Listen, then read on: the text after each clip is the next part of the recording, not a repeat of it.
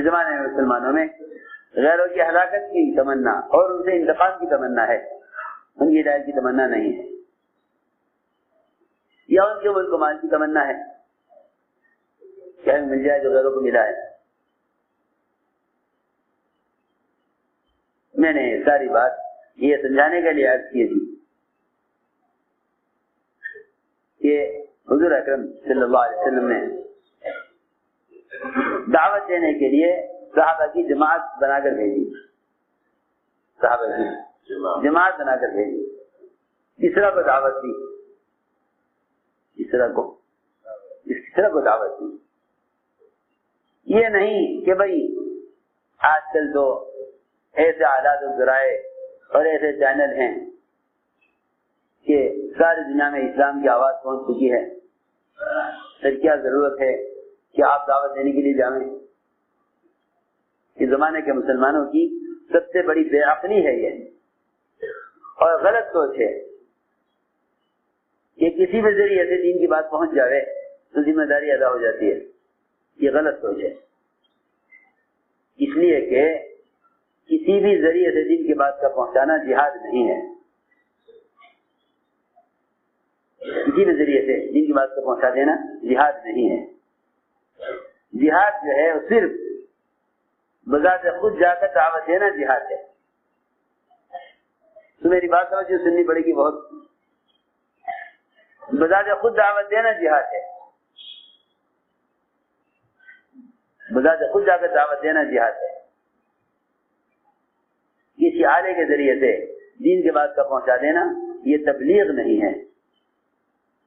تمہیں میری بات جا کر سننی پڑے گی بھائی، اس ذریعے سے پیغام پہنچا دینا تبلیغ نہیں ہے۔ اس زمانے کے مسلمانوں میں سب سے بڑی کمی یہ پیدا ہوئی کہ ان کی ساری قوت، ان کی فکر اور صلاحیت، ان کے سب سے لے کے پیر تک سارے جسم کے اعضاء وہ تو لگے دنیا کمانے پر، اور اس مال کا تھوڑا سا حصہ اسلام کے نشر و اشاعت پر خرچ ہو جاتا ہے۔ وہ سمجھتے ہیں کہ ہمیں دین کی بات پہنچا دی۔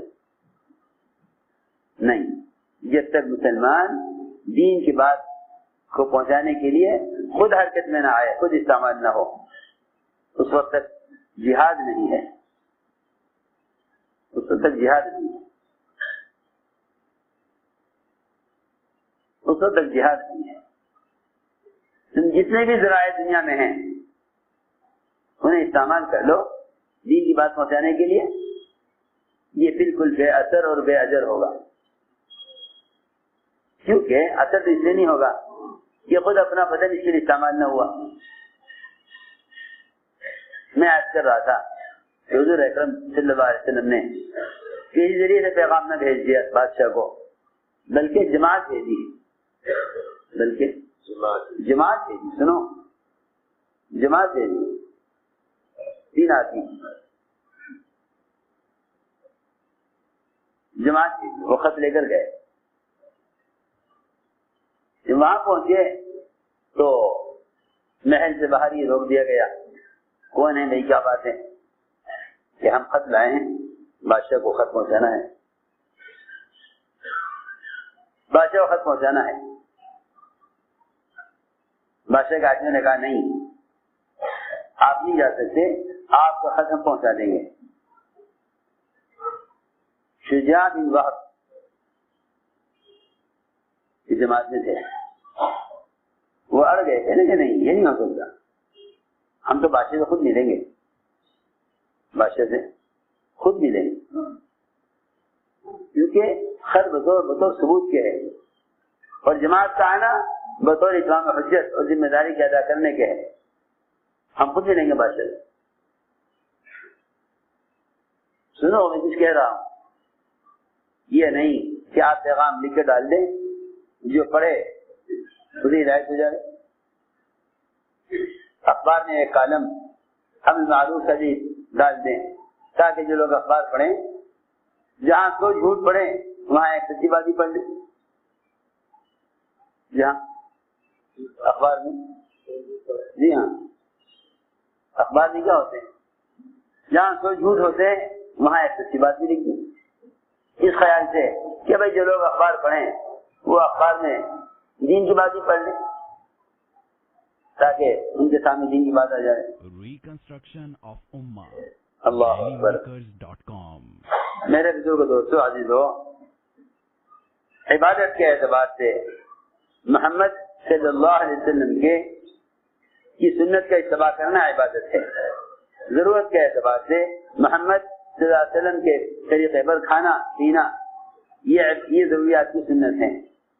اسی طرح محمد صلی اللہ علیہ وسلم کے طریقے پر دعوت دینا دعوت کی سنت ہے. یہ نہیں کہ آپ دعوت کے طریقے سے دیں. جب اتباع سنت عبادت میں ہے اور ضروریات میں ہے تو پھر اتباع سنت دعوت میں بھی لازم ہے.